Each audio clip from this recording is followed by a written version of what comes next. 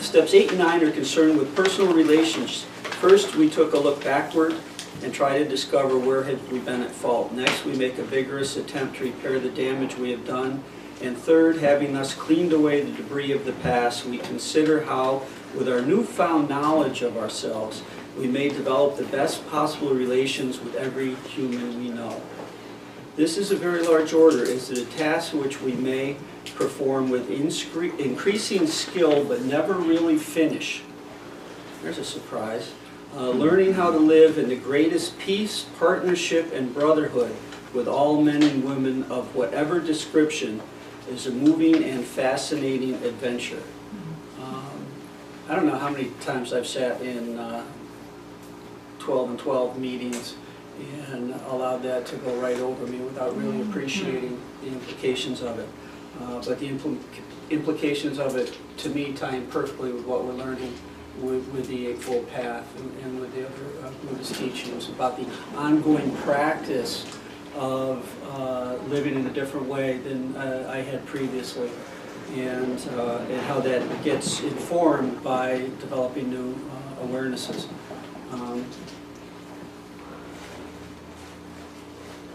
Here's an interesting piece that I had seen many times. In many instances, we shall find that though the harm done others has not been great, the emotional harm we have done ourselves has. Very deep, sometimes quite forgotten, damaging emotional conflicts persist below the level of consciousness. At the time of these occurrences, they may have actually given our emotions violent twists which have since discolored our personalities and altered our lives for the worse. As we were doing forgiveness meditation, that type of thing came up for a few people.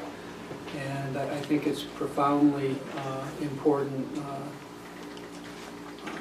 aspects to pay attention to.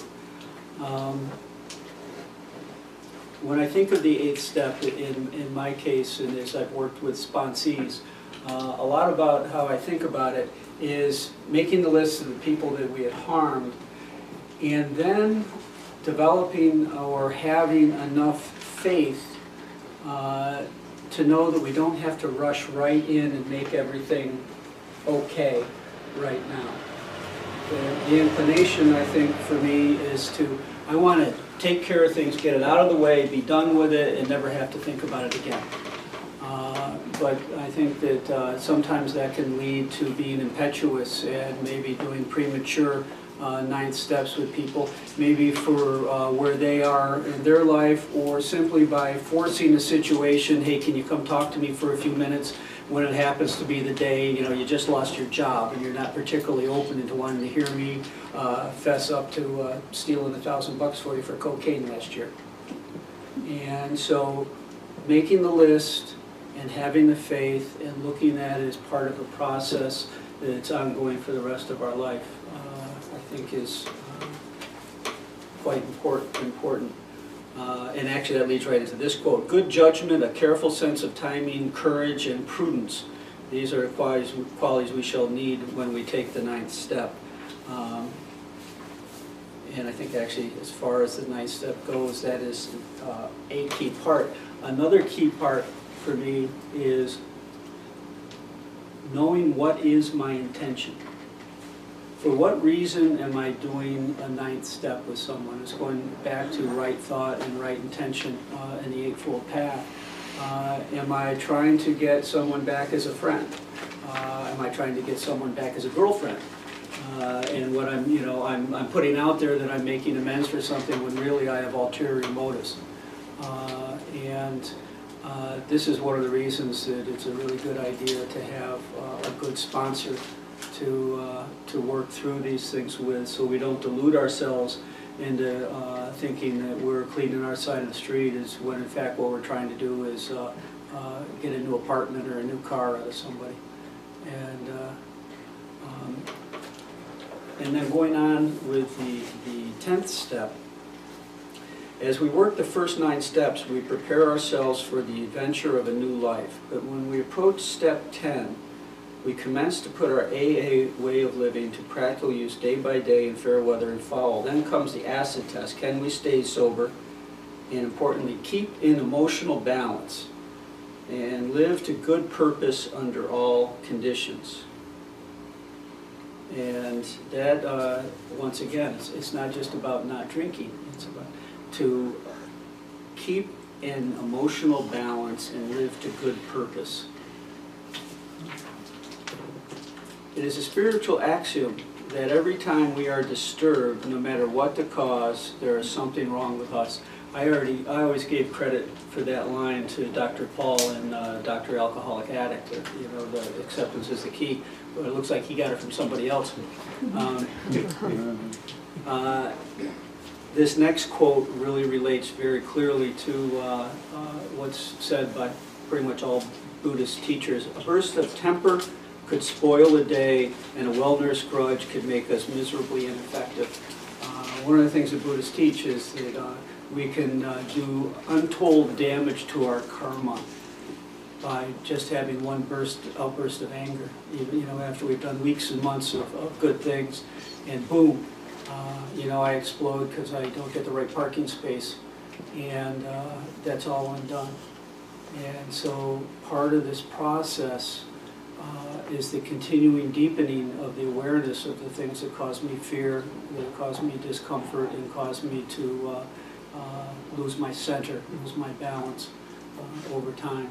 And there's certainly enough of those. It goes on, these emotional dry benders often led straight to the bottle. Other kinds of disturbances, jealousy, envy, self-pity, or hurt pride do the same thing. Nothing pays off like restraint of pen and tongue. We must avoid quick-tempered criticism and furious, power-driven argument. The same goes for sulking or silent scorn. These are emotional booby traps baited with pride and vengefulness. I don't know about you, but all these things can slip in at different times. And I think it's really well put. And finally, we begin to see that all people, including ourselves, are to some extent emotionally ill as well as frequently wrong. And then we approach true tolerance and see what real love for our fellows actually means. It will become more and more evident as we go forward that it is pointless to become angry or to get hurt by people who, like us, are suffering from the pains of growing up. And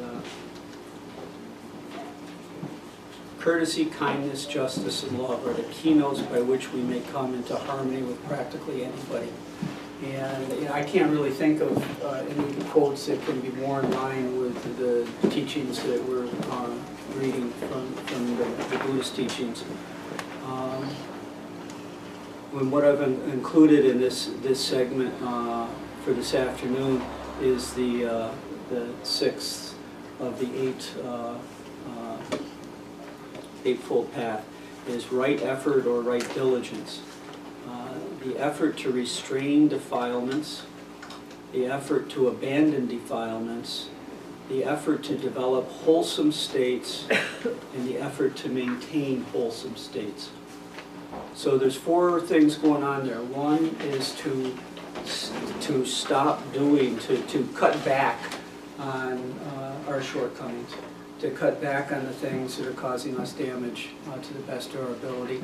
And then as soon as we can, it's to abandon those things that are not working well for us. And we move on to begin to develop wholesome states. And finally, we have to continue to work to maintain the wholesome states. Like that long-distance runner we were talking about. You know, first you stop eating the chips and the ice cream and you get off the couch.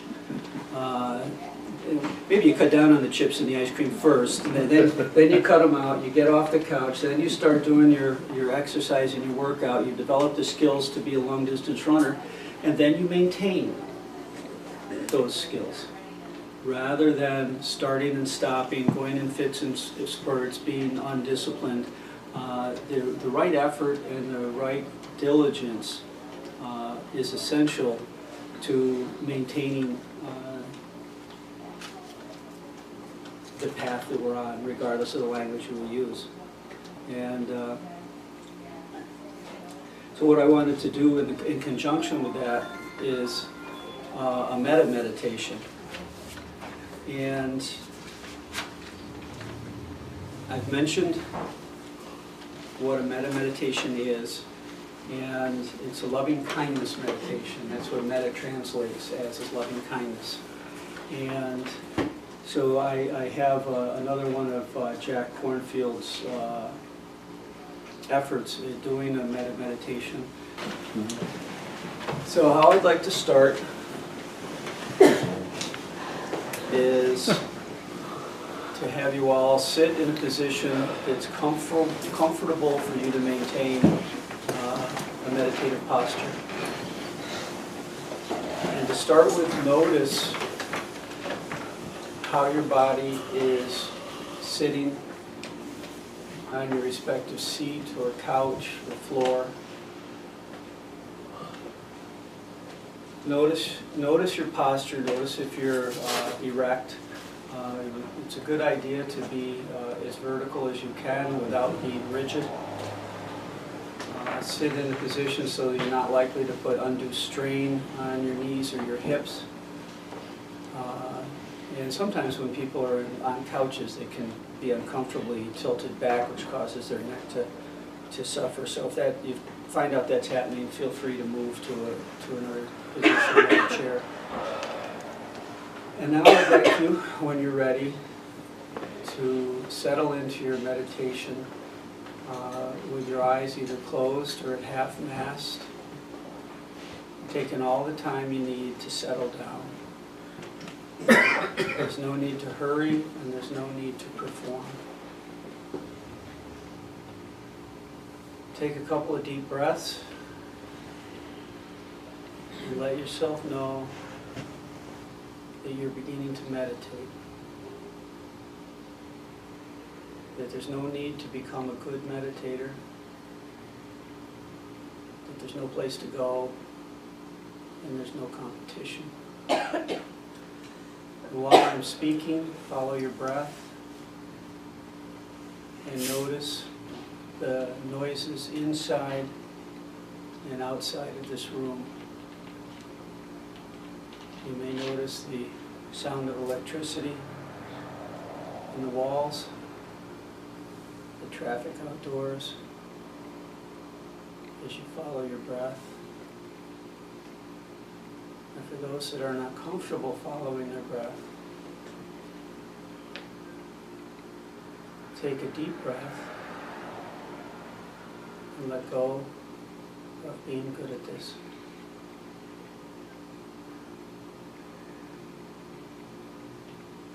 And in a moment, I'm going to start a meditation on loving kindness.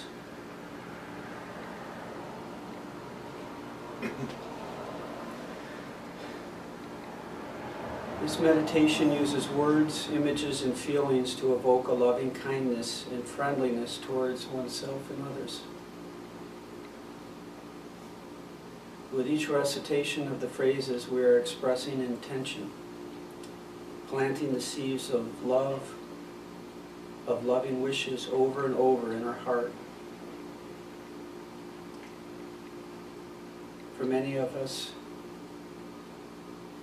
it's a bit odd to be thinking of having a loving heart. So if one recoils from that, or one finds it awkward, give yourself permission to be exactly where you are, and to not worry about feeling like a fraud or being phony. So with a loving heart as the background, all that we attempt, all that we encounter, will open and flow more easily.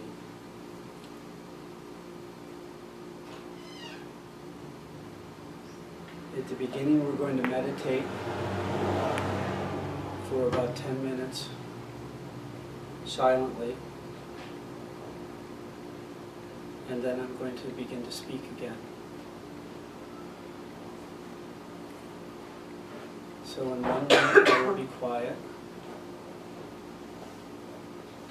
And in the meantime, time. I want to give you permission to be exactly where you are and doing what you need to do to take care of yourself. So you follow your breath and you settle into your meditation.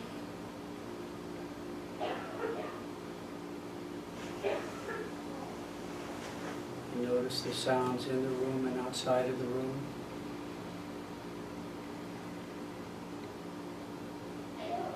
You notice the parts of yourself that feel comfortable and feel uncomfortable.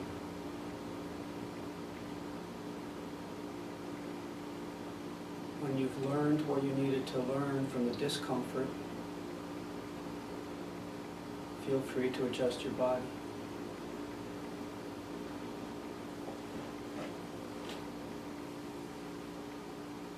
As you meditate, explore your curiosity of what comes next, where you are, where you've been.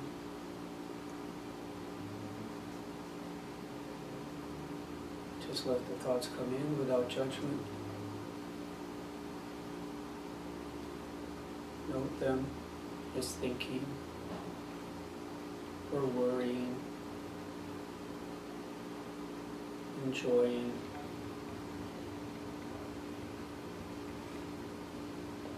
and come back to your breath.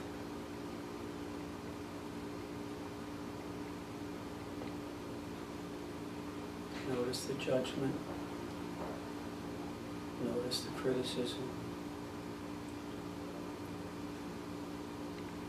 Become aware and return to here and now. And now I'm going to be quiet for a few minutes.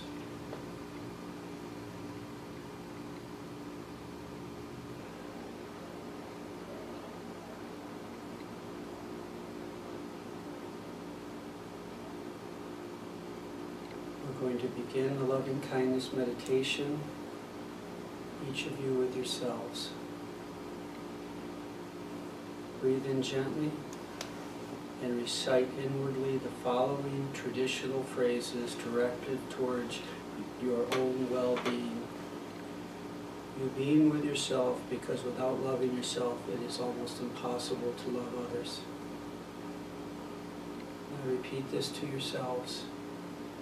May I be filled with loving kindness. May I be safe from inner and outer dangers.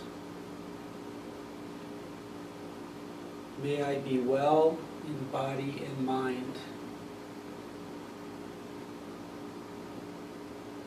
May I be at ease and happy.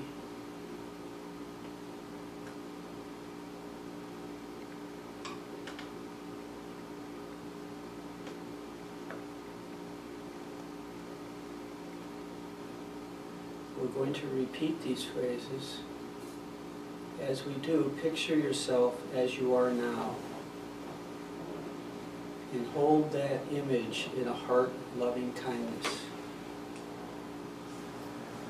Or perhaps you'll find it easier to picture yourself as a young and beloved child. Maybe that will be difficult. Adjust the words and images in any way you wish. Create the exact phrases that best open your heart of kindness. We're going to repeat these phrases over and over again, letting the feelings permeate your body and mind. It's recommended that you practice this meditation for a number of weeks until the sense of loving kindness for yourself grows. Now say to yourself, may I be filled with loving kindness. May I be safe from inner and outer dangers.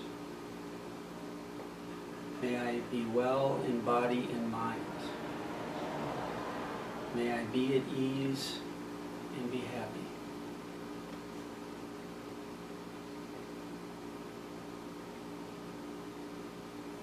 May I be filled with loving kindness.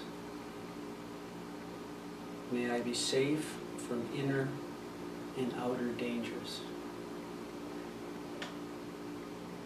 May I be well in body and mind.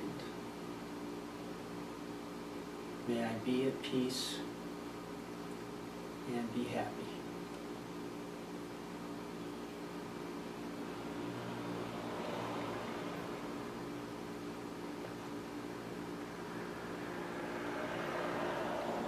Be aware that this meditation may at times feel mechanical or awkward. It can also bring up feelings contrary to loving kindness, feelings of irritation and anger.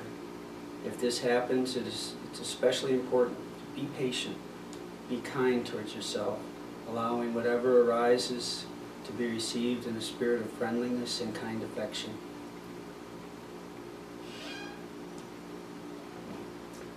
When you feel you have established a stronger sense of loving kindness for yourself, you can then expand your meditation to include others.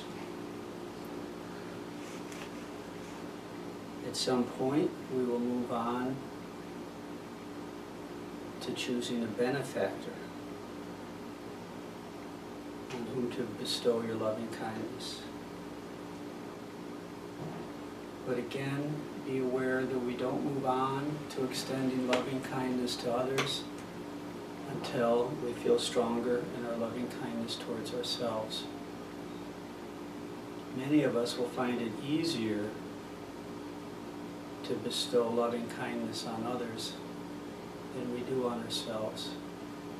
So if that's the case, be gentle with yourself and allow yourself to be exactly who you are at this time. May I be filled with loving kindness.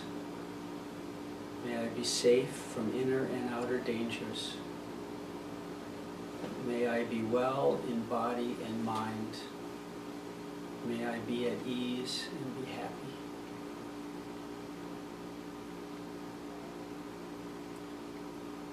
Now, if it's possible for you to choose a benefactor, someone who has taken care of you or helped you in some way, if you can choose a benefactor on whom to bestow loving kindness, you may do it as follows.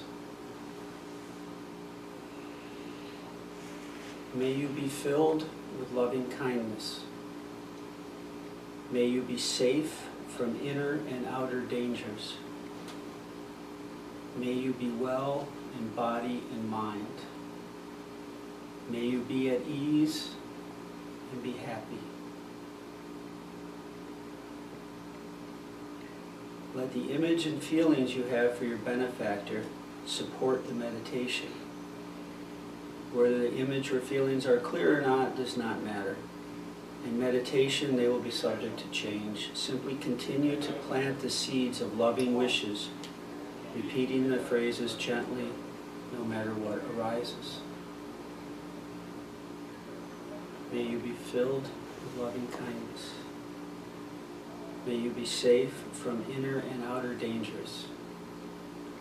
May you be well in body and mind.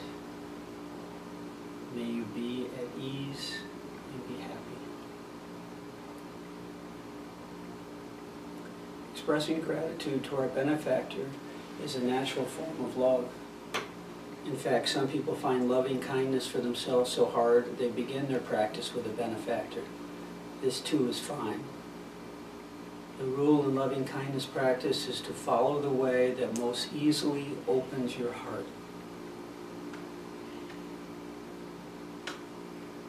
When loving kindness for your benefactor has developed, you can gradually begin to include other people in your meditation. Picturing each beloved person, recite inwardly the same phrases, evoking a sense of loving kindness for each person in turn. May you be filled with loving kindness. May you be safe from inner and outer dangers. May you be well in body and mind. May you be at ease and happy.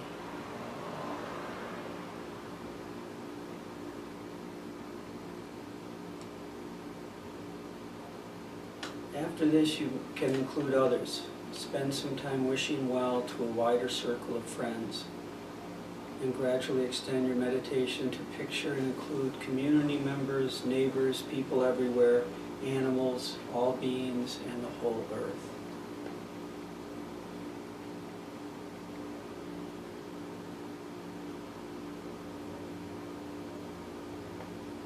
May you be filled with loving kindness. May you be safe from inner and outer dangers. May you be well in body and mind. May you be at ease and happy.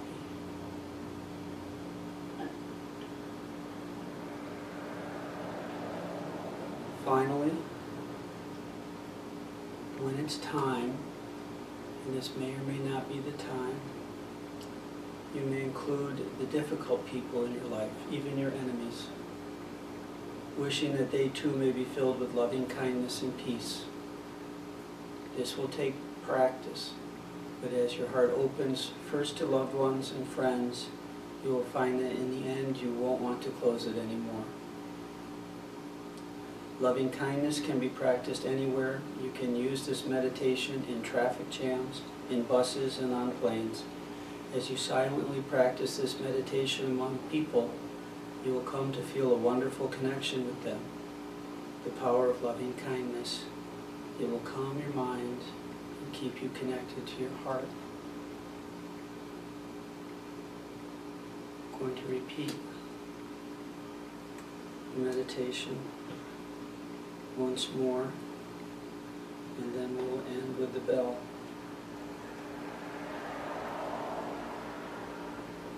May I be filled with loving kindness. May I be safe for inner and outer dangers. May I be well in body and mind. May I be at ease and be happy.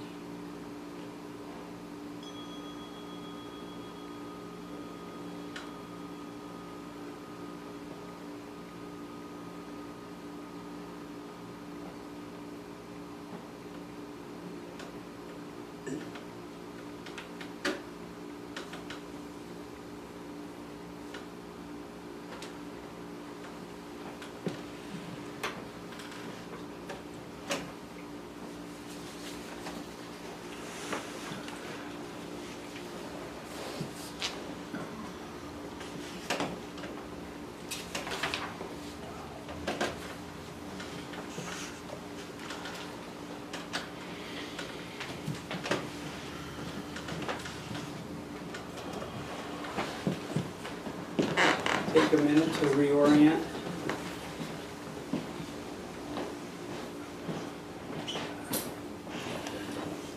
What did you experience?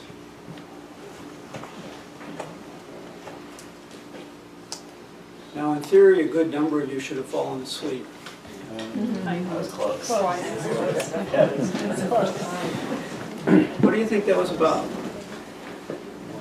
Feeling restful. Say what? Safe. Mm-hmm. Self-care. Mm-hmm. This is hard. Ironically, it's hard for us to express loving kindness towards ourselves. So we escape. The third hindrance, sloth and torpor. If you've been traveling, if you've been working really hard, it makes sense when you start meditation practice to fall asleep. You're relaxing, out you go. But you've been practicing for a while, you've been sitting in meditation for days or weeks on end, and all of a sudden, you just can't stay awake. You're getting to something important. So as you're proceeding along the path to becoming diligent meditators, notice when you're falling asleep, it does not necessarily mean you're lazy or you've been eating too much sugar or you're bad in some other way. It's part of the process, and it's normal to check out when we get to stuff that is difficult. So you're all normal.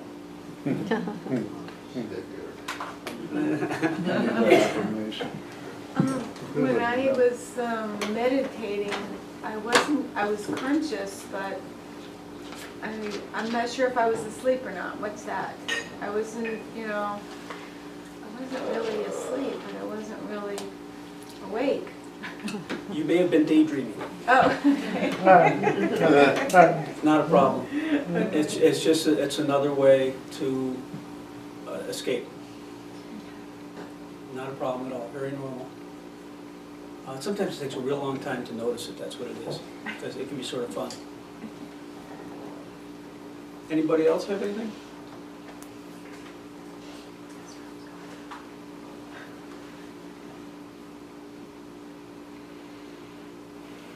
Okay.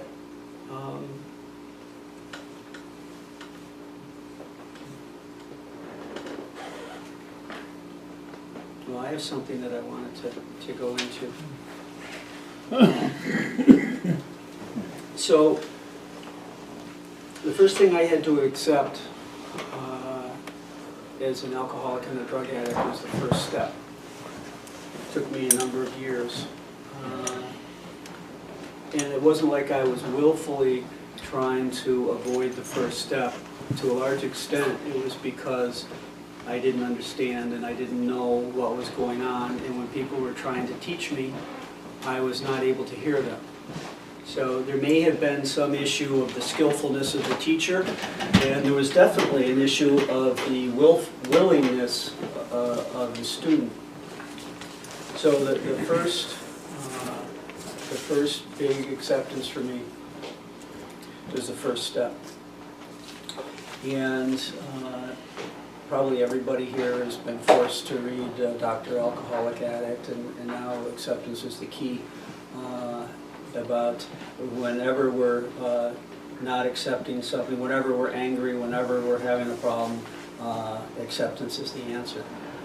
I don't know that I would go that far to say that, but certainly a great deal of my life when I'm having problems is because I can't accept the reality of a situation. And in this case, acceptance means seeing things in their completeness, and seeing the whole picture, not necessarily approving or liking it, but simply going, oh, I'm an alcoholic, and that's okay, rather than I'm an alcoholic, and I refuse to accept that. My life is over. So, as I've been sitting in meetings for a long time, and studying the things that we're studying, I've decided that the real acceptance that I need to get my arms around, at least temporarily, is that we're all going to die. And I know there's a couple of people in this room that have heard the 5 remembrances.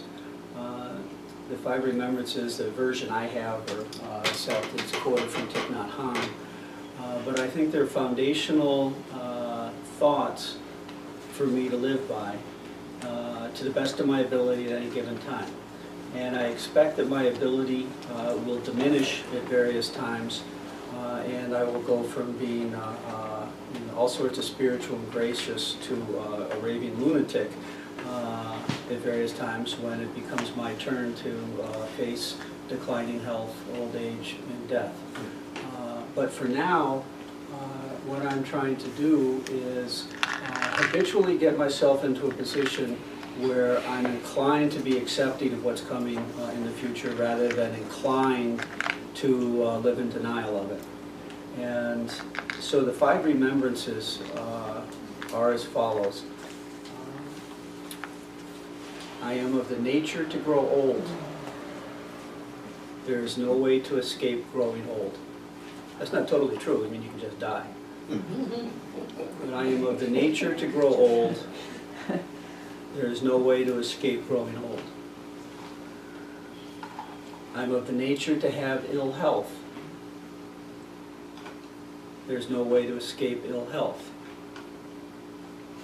I am of the nature to die. There's no way to escape death. All that is dear to me and everyone I love are of the nature to change. There is no way to escape being separated from them. And finally, the fifth remembrance, my actions are my only true belongings. I cannot escape the consequences of my actions. My actions are the ground upon which I stand. So, what a downer.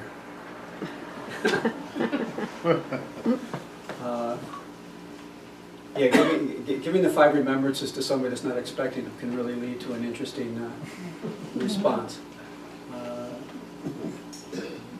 But most of the suffering that we're talking about here comes about as a result of our inability or refusal to live in a state of acceptance of these 5 remembrances.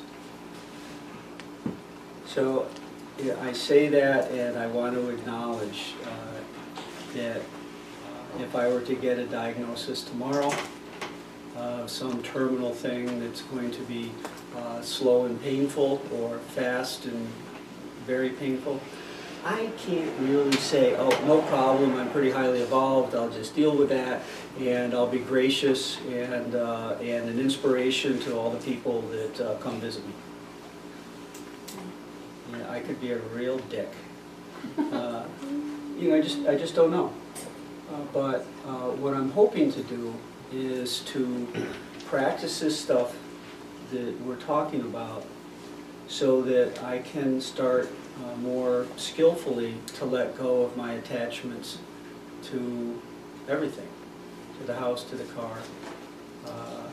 You know, when I think of letting go of Terry, it actually gets a bit more difficult. But this is our work.